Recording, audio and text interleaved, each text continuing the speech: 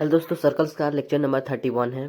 तो इसमें हम लोग देखेंगे मूलाक्ष के बारे में। ये मूलाक्ष क्या होता है, रेडिकल एक्सिस क्या होता है, एंड फिर उसके बाद रेडिकल सेंटर को देखेंगे।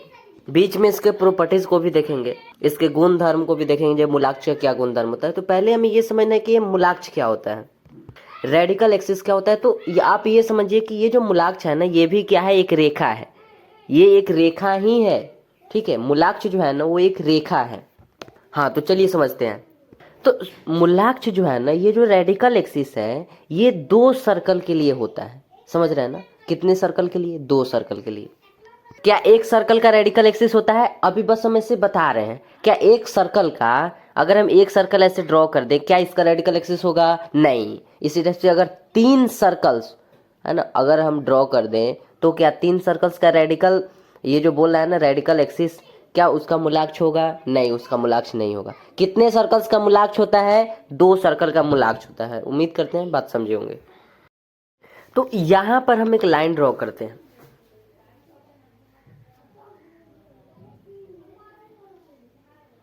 ये कुछ इस टाइप से है कि इस पर हम कोई भी पॉइंट लेते हैं।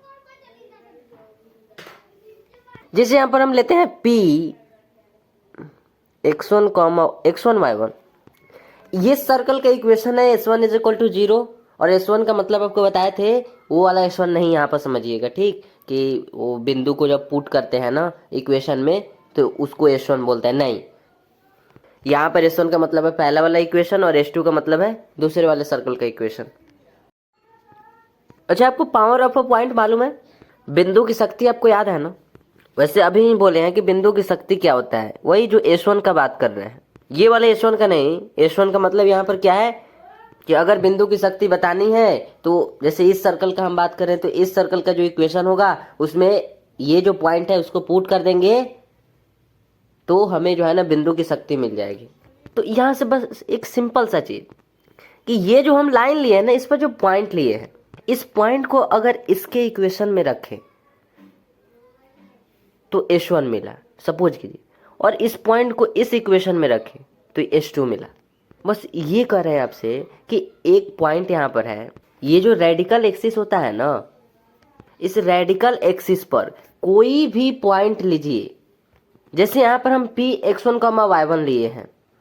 इस p x1, y1 को, है ना, जो कोऑर्डिनेट्स है, अगर इसको इसमें रखेंगे तो जो चीज हमें ये देगा ना, वही चीज ये भी देगा। अगर इस प्रतिबंध का, इस अगर कंडीशन का अगर ये पालन कर रहा है, इसका मतलब है कि ये रेडिकल एक्सिस है। फिर से सुनिए, ये एक पॉइंट है, इस पॉइंट का इस बिंदु के सापेक्ष अगर शक्ति बतानी है तो क्या करते थे? सुन रहे हैं ना? सॉरी, ये जो पॉइंट है, इस पॉइंट का इस सर्कल के सापेक्ष अगर हमें बिंदु की शक्ति बतानी है, बिंदु की शक्ति समझ रहे हैं ना, वही तो यहाँ पर बोले हैं ना s1, power of a point. अगर इस पॉइंट का इस सर्कल के सापेक्ष अगर हमें बिंदु की शक्ति बतानी है इसका, तो क्या करते थे? इसके इक्वेशन में, अरे सुनिए ना, इसके इक्वेशन में इस पॉइंट को रख देते थे। ठीक उसी टाइप से अगर इस बिंदु का, अगर इस सर्कल के सापेक्ष, अगर इस सर्कल के सापेक्ष अगर शक्ति बतानी है, तो ये जो पॉइंट है ना, वो इसके इक्वेशन में रख देते थे। ठीक वही चीज यहां पर क्या है कि ये जो बिंदु है ना, वो इस वृत्त और इस वृत्त के सापेक्ष जो इसका शक्ति है ना, वो समान है। बस इतना ही बात है कि इस बिंदु का शक्ति इसके, इसमें जब रख रहे हैं और इसमें जब रख रहे हैं, तो जो हमें मिल रहा है ना, वो समान मिल रहा है। बस एक सिंपल सा चीज कह रहे हैं कि इस पॉइंट को अगर आप इसमें रखेंगे ना, तो जो चीज ये देगा ना सर्कल, अरे इस सर्कल का कुछ ना कुछ इक्वेशन तो होगा ना, या तो जनरल फॉर्मूला होगा, नहीं तो ऐसे स्पेशल फॉर्मूला आपको जो बताया गया था, 2 में से कोई होगा ना। तो वही करे कि इस सर्कल का जो इक्वेशन है ना, इस इक्वेशन में अगर इस P पॉइंट को अगर आप रखेंगे ना, तो जो आपको मिलेगा वही इससे भी मिलेगा। ठीक है, यहां पर क्या लिखे हैं? मूलाक्ष। रेडिकल एक्सिस क्या है कि 2 सर्कल है, तो 2 सर्कल के युग्म का, देख रहे हैं ना क्या लिखा है? युग्म का मूलाक्ष। ये क्या लिखा है? 2 सर्कल के युग्म। ये 2 सर्कल का युग्म नहीं है, अरे युग्म क्या है, वही तो पेयर का बात कर रहा है यहाँ पर। एक ये वाला सर्कल है और एक ये वाला सर्कल है, दोनों सर्कल। क्या बोला है, मूलाक्ष एक ऐसी एक ऐसी लाइन है, देख रहे हैं ना क्या लिखा है, मूलाक्ष एक ऐसी लाइन होती है जिस पर स्थित, ये मूलाक्ष है ना, ये देख रहे हैं ना, ये मूलाक्ष है। क्या ये रेडिकल एक्सिस है, बताइए जल्दी, क्या ये रेडिकल एक्सिस है? हाँ रेडिकल एक्सिस है। अब से हम क्या बोले, इस पर आप कोई भी पॉइंट लीजिए, जरूरी नहीं है कि यही केवल, कहीं पर भी इस पर लीजिए ना कोई भी पॉइंट। पहली बात कि ये वाला क्या है, एक रेडिकल एक्सिस है। आगे क्या लिखा है, जिस पर, मतलब इसी रेडिकल एक्सिस पर, इसीलिए लिखा है जिस पर स्थित किसी भी पॉइंट, इस पर स्थित कोई भी पॉइंट, हम एक पॉइंट की बात नहीं कर रहे हैं, इस पर स्थित कोई भी पॉइंट, तो हम एक पॉइंट यहां पर लिए हैं, ठीक है। किसी भी बिंदु की दोनों सर्कल के सापेक्ष शक्ति जो है ना वो बराबर होती है। ये जो यहाँ पर बोल रहा है ना शक्ति, तो पावर के बारे में तो आपको बता दिया गया है कि पावर क्या है। अभी भी बोले हैं कि अगर इस पॉइंट का, अगर इस सर्कल के सापेक्ष अगर हमें शक्ति बताना है ना, अगर इस पॉइंट का इस सर्कल के सापेक्ष अगर शक्ति बताना है, मतलब बिंदु का अगर शक्ति बताना है, पॉइंट ऑफ पावर बताना है, तो ये जो पी पॉइंट है ना, इसके कोऑर्डिनेट्स को इसमें रखना होगा, और फिर जो मिलेगा, जो हमें मिलेगा ना, वही तो शक्ति हो जाएगा इस बिंदु का। फिर उसके बाद इसका, अगर इसके सापेक्ष अगर बताना है तो इसके पॉइंट को इसमें रखना होगा, इस सर्कल के इक्वेशन को, तो फिर जो हमें मिलेगा वही क्या हो जाएगा, इस बिंदु का शक्ति हो जाएगा। तो क्या बोला है कि बिंदु का जो वृत्तों के सापेक्ष जो है ना उसका जो शक्ति होगा वो बराबर होगा। एक एक चीज को यहाँ पर बोल ही रहे हैं, कह रहे हैं दो वृत्तों यहाँ पर दिया हुआ है, ये तो दो वृत्तों दिया है, मतलब युग्म दिया है, पेयर दिया है। अगला बोला है कि मूलाक्ष जो है ना वो एक ऐसी रेखा होता है, यहाँ पर एक मूलाक्ष है, ये रेडिकल एक्सिस है। बोल रहा है कि ऐसी रेखा होती है, तो कैसी रेखा होती है, तो यहाँ पर लिखा है कि जिस पर स्थित, ये एक लाइन है, इस पर स्थित कोई भी पॉइंट, इस पर स्थित किसी भी बिंदु है ना, कोई भी पॉइंट कि दोनों वृत्तों के सापेक्ष, इस पर स्थित एक पॉइंट लिए है, इसी का बात नहीं कर रहे हैं, कोई भी पॉइंट का, तो इस पर एक पॉइंट है जो कि P(x1, y1) है, इसका इस सर्कल और इस सर्कल के सापेक्ष शक्ति जो है ना वो बराबर होती है। क्यों कर रहे हैं ऐसे, मतलब कह रहे हैं कि इस पॉइंट को इसमें पुट करेंगे, इक्वेशन होगा ना, तो जो हमें मिलेगा इससे वही चीज इस सर्कल से भी मिलेगा। तो प्रॉब्लम क्या है इसमें, बस रेडिकल एक्सिस को समझ रहे हैं अभी कि आखिर ये है क्या, रेडिकल एक्सिस ये वाला है, इस पर कोई भी हम पॉइंट लें, इसका यही तो खास बात है ना, इस पर कोई भी हम पॉइंट लें और इस पॉइंट को है ना जिस सर्कल के सापेक्ष, जैसे ये दोनों सर्कल है, इन दोनों सर्कल के सापेक्ष इसका जो शक्ति होगा ना वो समान होगा। अब ये नहीं समझ में आया तो सीधा से बोलना है कि इसका जो इक्वेशन होगा उसमें इस पी पॉइंट को पुट करिए, जो मिलेगा वही चीज आपको इसमें भी पुट करेंगे, इस पॉइंट को, तो वही मिलेगा।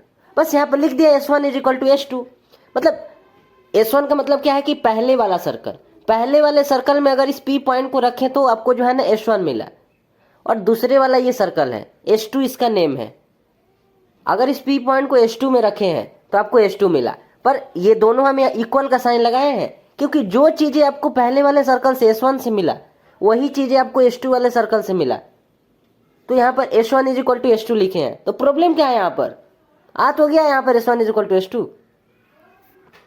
तो मूलाक्ष का ये डेफिनेशन समझ में आया होगा, आई होप S1 = S2 समझ में आया होगा।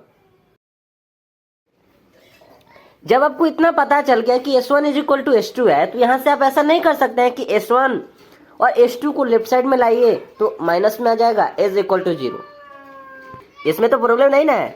तो S1 - S2 = 0। और आपको याद होगा, अभी तो शायद पिछले लेक्चर या फिर उसके पिछले लेक्चर में ही बताया गया था कि S1 - S2 का यूज कहां पर कर रहे थे, S1 - S2 का यूज कहां पर कर रहे थे, इन दोनों के लिए कर रहे थे।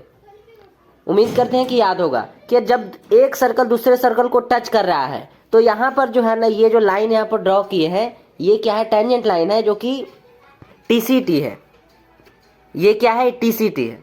तो जो भी हो, तो ये जो लाइन है ना ये कॉमन लाइन है ना, कॉमन टेंजेंट है, दोनों सर्कल का क्या है, कॉमन टेंजेंट है। और जब आपको ये बोला गया था ना कि इसका इक्वेशन बताइए, तो आपको क्या बोले थे, है ना, आपको क्या बोला गया था कि ये जो लाइन है ना, इसका इक्वेशन बताने के लिए तो आप क्या किए थे, S1 - S2 का यूज किए थे। मतलब है कि इस सर्कल का जो इक्वेशन था ना, और जो इस सर्कल का इक्वेशन था, दोनों मतलब इसका इसमें से इसको जो है ना सब्ट्रैक्ट करवा दी है ना। उम्मीद करते हैं कि याद होगा। ऐसे मतलब इसमें क्यों प्रॉब्लम कर रहे हैं। हमें जो है ना इस लाइन के इक्वेशन चाहिए था, तो क्या किए थे, इस सर्कल के इक्वेशन में से इस सर्कल के इक्वेशन को सब्ट्रैक्ट कर दिए, वो जैसे भी हो, मतलब S1 - S2 कर दिए थे। ठीक उसी टाइप से जब इस कॉमन कॉर्ड का जब हमें इक्वेशन बताना था, है ना, कॉमन कॉर्ड आपको दिख रहा है ना, जब हमें इसका इक्वेशन बताना था तो भी इसी का यूज किए थे। तो आई होप ये आपको याद होगा।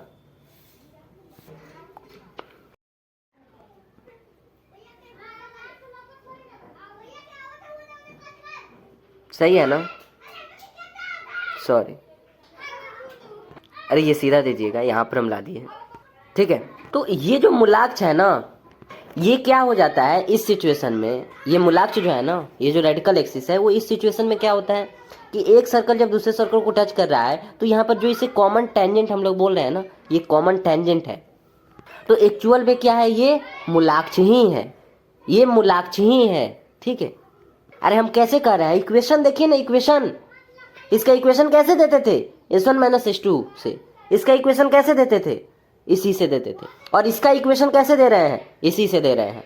तो हम ये कह रहे हैं कि एक्चुअल में, है ना, एक्चुअल में ये जो लाइन है ना, ये मूलाक्ष है। मूलाक्ष ही क्या है, ये टेंजेंट लाइन का काम कर रहा है। यहां पर सुनिएगा बात को, ये नहीं कर रहे हैं कि ये मूलाक्ष ही है, अरे ये मूलाक्ष है, पर यहां पर क्या कर रहा है, टेंजेंट लाइन का काम कर रहा है, क्योंकि सर्कल जो है ना टच कर गया है। यहां पर सर्कल जो है ना इंटरसेक्ट कर दिया है दूसरे सर्कल को। तो यहां पर ये भी मूलाक्ष ही है, रेडिकल एक्सिस ही है, बट यहां पर कॉमन कॉर्ड का काम कर रहा है। ठीक है, ठीक, जब भी जो है ना S1 - S2 = 0 होगा, तो 3 सिचुएशन बनेगा। पहला तो ये वाला हो जाएगा, सुनिएगा ध्यान से, S1 - S2 = 0, इसीलिए ये तीनों जो है ना हम इस टाइप से कर दिए हैं, देख रहे हैं ना, तीनों का इक्वेशन यही होता है। और अभी बोल भी दिए कि एक्चुअल में क्या है, एक्चुअल में ये जो है ना, ये रेडिकल एक्सिस ही है, और ये भी रेडिकल एक्सिस ही है। पर यहां पर ऐसा सिचुएशन ऐसा हो गया है कि एक सर्कल दूसरे सर्कल को इंटरसेक्ट कर लिया, तो रेडिकल एक्सिस जो ये दिख रहा है ना, ये रेडिकल एक्सिस, ये जो मूलाक्ष दिख रहा है, मूलाक्ष जो है ना यहां पर कॉमन कॉर्ड का काम करने लगा, क्योंकि इंटरसेक्ट कर लिया सर्कल। वही यहां पर सर्कल को देखेंगे तो टच कर लिया, तो मूलाक्ष जो है ना यहाँ पर कॉमन टेंजेंट का काम करने लगा।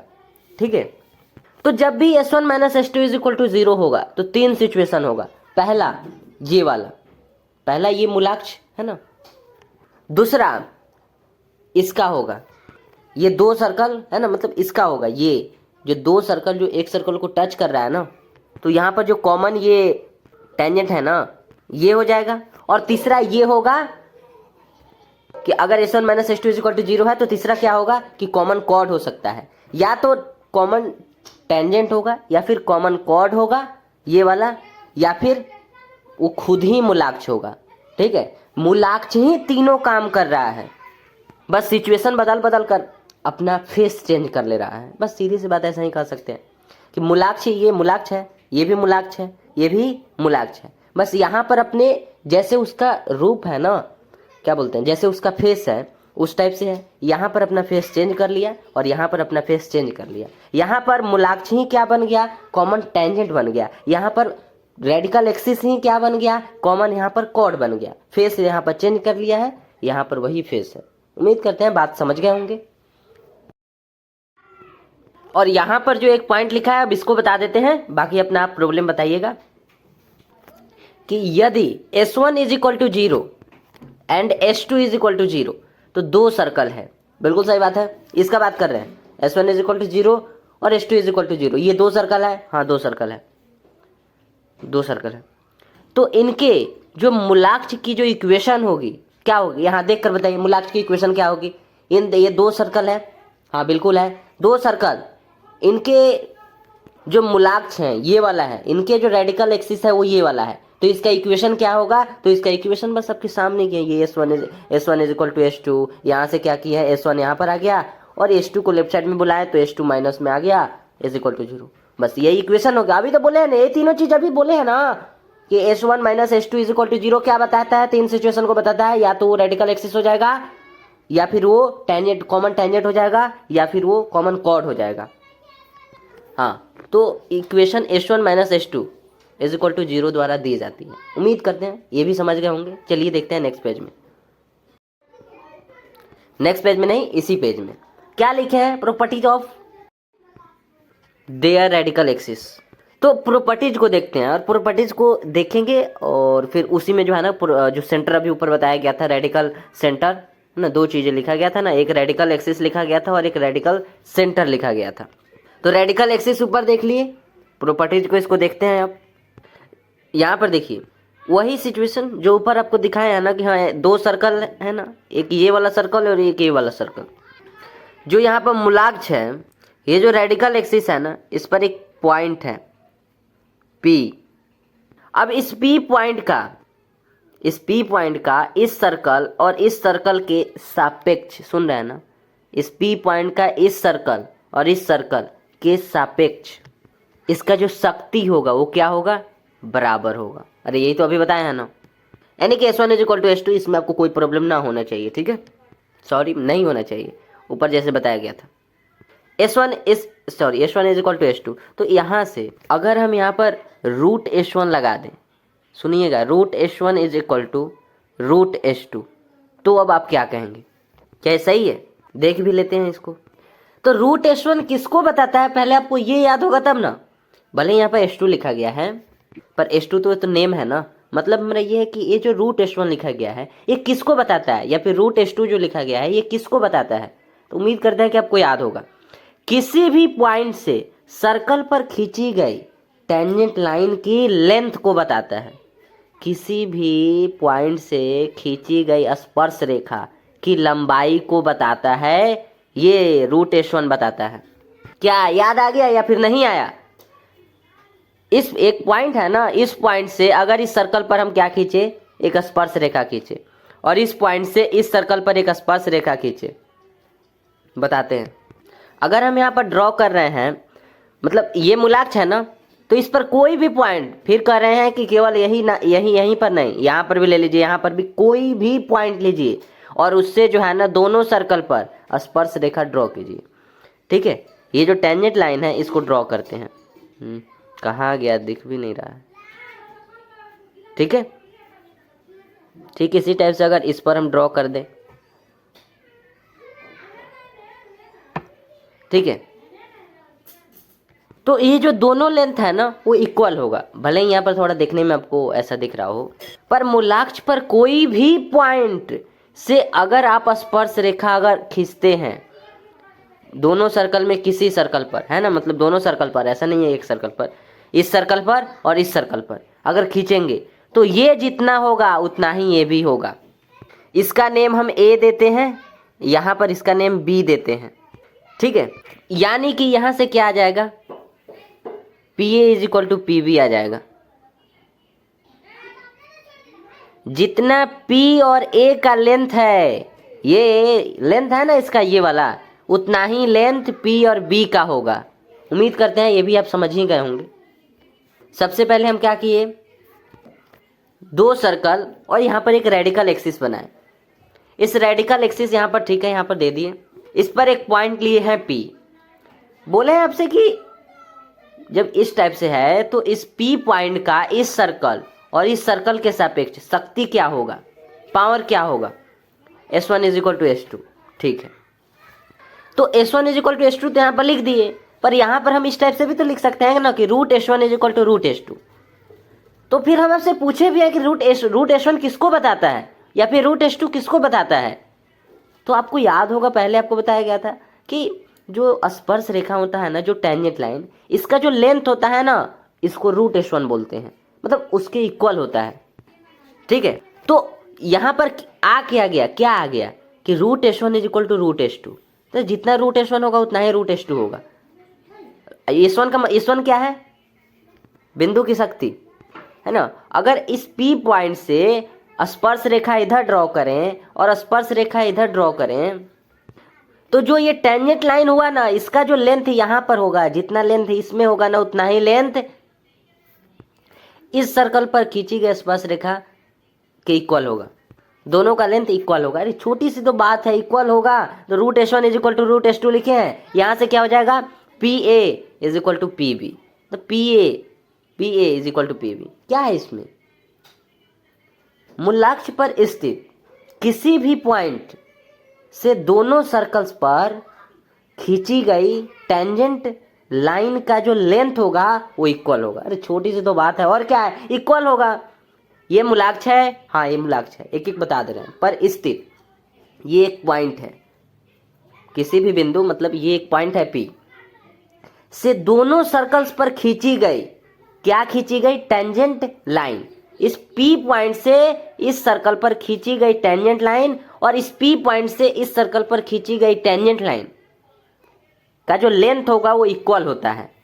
हाँ ठीक है, इक्वल होता है, मतलब जितना PA होगा उतना PB होगा। प्रॉब्लम क्या है इसमें बताइएगा। चलते हैं नेक्स्ट, है ना, अगले प्रॉपर्टीज पर। नेक्स्ट देखेंगे तो क्या है, मूलाक्ष पर, इसको छोड़ते हैं, यहीं पर आप समझिए पहले। जैसे ये सर्कल है और ये सर्कल है, इस पर जो है ना हम उभयनिष्ठ, सुन रहे हैं ना, कॉमन टेंजेंट लाइन ड्रॉ करते हैं। ठीक है, उभयनिष्ठ स्पर्श रेखा। तो उभयनिष्ठ स्पर्श रेखा आपको बताया गया था, नहीं बताया गया था क्या, झूठ नहीं बोलिए। ठीक है, ये क्या है, उभयनिष्ठ स्पर्श रेखा है। और ये आपका क्या है, ये जो लाइन दिख रहा है ये क्या है, रेडिकल एक्सिस है। और रेडिकल एक्सिस पर कोई पॉइंट है जो कि P है, तो और इसका नेम A दे दिए, इसका नेम B दे दिए। तो सीधी सी बात है कि ये जो P है ना, वो इसे जो है ना समद्विभाजित करता है। मूलाक्ष उभयनिष्ठ स्पर्श रेखाओं, ये मूलाक्ष है, मूलाक्ष पर एक स्थित पॉइंट P है। ठीक है, उभयनिष्ठ स्पर्श रेखाओं, ये उभयनिष्ठ स्पर्श रेखा है। अरे उभयनिष्ठ स्पर्श रेखा है ना, उभयनिष्ठ स्पर्श रेखा समझ रहा है ना, जो इस सर्कल का भी, इस सर्कल को भी टच कर रहा है, इस सर्कल को भी टच कर रहा है, तो यही ना है उभयनिष्ठ स्पर्श रेखा। हम एक ड्रॉ करके आपको बस एक्सप्लेन कर रहे हैं। तो जो उभयनिष्ठ स्पर्श रेखा होता है ना, वो ये वाला है, AB जो है ना उभयनिष्ठ स्पर्श रेखा है, उसको जो है ना समद्विभाजित करता है। ये जो P पॉइंट है ना, P पॉइंट, ये AB जो है ना, AB को समद्विभाजित करता है, दो इक्वल पार्ट में डिवाइड कर रहा है। अरे सही बात तो है, क्या है इसमें, दो इक्वल पार्ट में क्या AB को डिवाइड नहीं कर रहा है। कॉमन टेंजेंट लाइन कौन है, कॉमन टेंजेंट लाइन ये वाला है, P पॉइंट बीच में है, तो ये बीच में है तो क्या करेगा, ये दो पार्ट में इसे नहीं डिवाइड करेगा। तो हाँ, यहाँ पर लिखने के लिए क्या लिखा गया कि मूलाक्ष पर पॉइंट कौन सा है, P, वो क्या करता है कि कॉमन टेंजेंट लाइन्स, ये कॉमन टेंजेंट लाइन है, हाँ कॉमन टेंजेंट लाइन, क्या नेम है इसका, AB, ठीक है, को समद्विभाजित करता है। हाँ ठीक है, बाइसेक्ट करता है तो ठीक है, करता है। तो आई होप आप समझ गए होंगे। तो ये कौन सा था, ये तो DCT है। तो TCT का भी देख लेते हैं, TCT इस टाइप से होगा।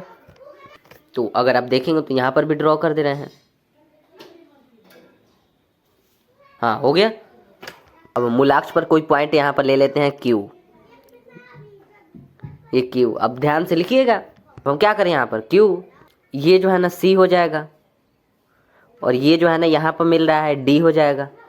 अरे इस लाइन का बात कर रहे हैं, जैसे इस लाइन का इस सर्कल पर कहाँ मिला, C पर, C, और इस सर्कल पर D, और ये Q पॉइंट जो कि रेडिकल एक्सिस पर है। तो ये जो Q पॉइंट है वो CD को टू इक्वल पार्ट में डिवाइड कर रहा है। उम्मीद करते हैं समझ गए होंगे बात को, और इसको भी तो बता दिए। अगला देख लीजिए, इसको अगर देखेंगे तो क्या लिखा है, इसको पहले पढ़ देते हैं कि मूलाक्ष जो है ना, अब मूलाक्ष यहाँ पर देख लीजिए, रेडिकल एक्सिस सेंटर्स को क्या करता है, सेंटर्स को मिलाने वाली रेखा के परपेंडिकुलर होता है। अब इसका सेंटर यहाँ पर होगा, इसका सेंटर यहाँ पर होगा, इनको मिलाना, तो पहले मिला देते हैं। देखिए मिला दिए, प्रॉब्लम है, A नेम दे देते हैं इसका, B इसका नेम दे देते हैं, हाँ ठीक है। तो मूलाक्ष केंद्रों को, अरे सेंटर ये वाला है, हाँ, और ये मूलाक्ष है, हाँ ये मूलाक्ष है, को मिलाने वाली रेखा के लंबवत होता है। तो बताइए, तो क्या लंबवत नहीं है, अरे ये परपेंडिकुलर है या नहीं, ये वाला लाइन का बात कर रहे हैं और ये वाला लाइन का बात कर रहे हैं, परपेंडिकुलर आपको दिखा या फिर नहीं, ये आपको परपेंडिकुलर दिखा या नहीं, ठीक है। मतलब इस सेंटर को इस सेंटर से जब मिला देंगे तो जो रेडिकल एक्सिस है, अब ये 90 डिग्री परपेंडिकुलर हो गया। क्या है इसमें प्रॉब्लम? हो गया। अब आगे देखें। अब देखेंगे कि किस सिचुएशन में, सुन रहे हैं ना, किस सिचुएशन में रेडिकल एक्सिस नहीं लागू होता। देखिए, ये कुछ इस टाइप से सर्कल है, इसको संकेंद्रीय बोलते हैं। टू अनइक्वल कॉन्सेंट्रिक सर्कल्स, इनका सेंटर तो सेम होगा बट ये इक्वल नहीं है। तो क्या लिखें कि दो असमान संकेंद्रीय वृत्तों का मूलाक्ष नहीं होता। मूलाक्ष क्या होता है? तो मूलाक्ष जो है ना, दोनों ही मूलाक्ष पर स्थित कोई भी पॉइंट, सुनिएगा, मूलाक्ष पर स्थित कोई भी पॉइंट का दोनों वृत्त के सापेक्ष, इस वृत्त के सापेक्ष और इस वृत्त के सापेक्ष जो शक्ति होगा वो बराबर होगा। बराबर होगा मतलब S1 is equal to S2 होगा। लेकिन इस सिचुएशन में ऐसा नहीं होगा। कोई भी ऐसा पॉइंट नहीं जिससे S1 is equal to S2 आ जाए। अरे सीधी तो बात यह है कि S1 is equal to S2 आएगा कैसे? दोनों सर्कल तो है नहीं एक जैसा। सुनिए फिर से, इस सर्कल का इक्वेशन और इस सर्कल का इक्वेशन यहां पर लिखे हैं। इस सर्कल का इक्वेशन यहां पर लिख दिए और ये बड़ा वाला सर्कल का इक्वेशन यहां पर लिख दिए। ठीक है, सब सेम है, अलग क्या है? कांस्टेंट। ठीक है, कांस्टेंट से ही तो अलग होगा। तो इसका C1 हो गया, इसका C2 हो गया, ये अलग है, एक नहीं है। तो बाकी सब तो ये डिवाइड हो जाएगा, बाकी सब ये सब डिवाइड हो जाएगा ना। तो बचेगा क्या? C1 minus C2। अरे अगर इस टाइप से, अगर आप इस टाइप से अगर करेंगे तो यहाँ पर माइनस का साइन लगाएंगे, यहाँ पर माइनस का साइन, यहाँ पर माइनस का साइन, यहाँ पर माइनस का साइन लगाएंगे तो C2 के आगे माइनस का साइन हो गया।